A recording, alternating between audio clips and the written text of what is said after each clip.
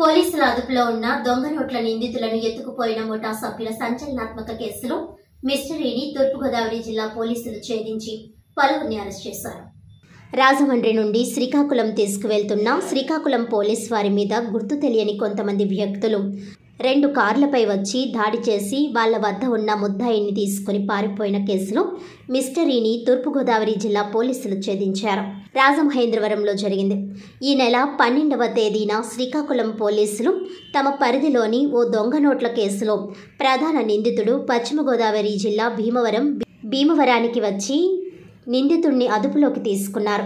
ఆ నిందితుడితో పాటు తమ వాహనంలో శ్రీకాకుళానికి బయలుదేరారు. రాజమహేంద్రవరం ఆర్టీసీ కాంప్లెక్స్ నుంచి విఎల్పురం సెంటర్కు వచ్చాక 2 కార్లలో వెంబడించి వచ్చిన దొంగ నోట్ల ముఠా సభ్యులు పోలీసు వాహనాన్ని అడ్డగించారు. అర్ధరాత్రి సమయంలో ఈ సంఘటన జరిగింది.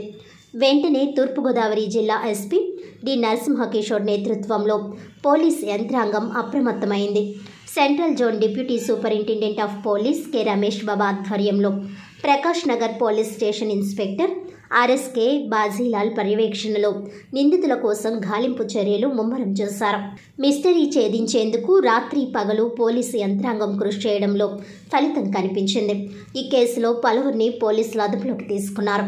మంగళవారం సాయంత్రం మీడియా ప్రతినిధుల సమావేశంలో వివరాలను వెల్లడించారు. ఒక shift car number AP29BN 9369 car, Honda DIO white and blue colour motor సైకిళ్లు స్వాధీనం చేసుకున్నారు.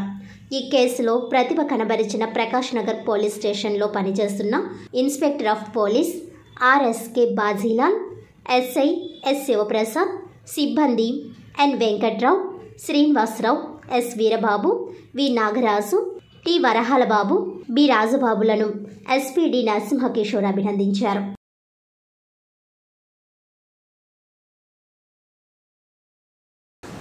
ప్రకాష్ నగర్ SHO గారు, అలాగే సెంట్రల్ జోన్ డిఎస్పీ గారు అటువంటి రమేష్ బాబు గారు, అలాగే ఎస్ఐ శివప్రసాద్ గారు, మా యొక్క ఎస్పీ గారు అటువంటి నరసింహ కిషోర్ సార్ ఆధ్వర్యంలో అతి చాకచక్యంగా ఈ నేరాన్ని అదుపులో పెడుతున్నారు.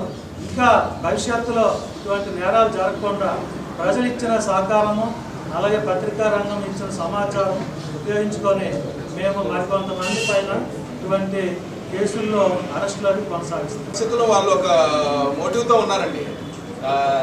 చంపే ఉద్దేశం అటెంప్ట్ మర్డర్ చేసినా వాడిని అక్కడి నుంచి విడిపించుకోవడానికి ఆ విధంగా 307 కంటెంట్ వచ్చే విధంగా, దాని తర్వాత ఏమో వాడిని విడిపించుకోవడానికి, దాని తర్వాత వాడు పోలీసు వాళ్ళని చెప్తున్నా కూడా వినకుండా ఐడి కార్డు చూపిస్తున్నా కూడా ఐడి కార్డు లాక్కోవడం, దాని తర్వాత ఎస్ఐ గారి దగ్గర ఉన్న డబ్బులు మొత్తం లాగేసుకొని పారిపోవడం, కారు అద్దాలు పగలగొట్టడం, డ్యామేజ్ చేయడం, ఆ విధంగా జరిగింది.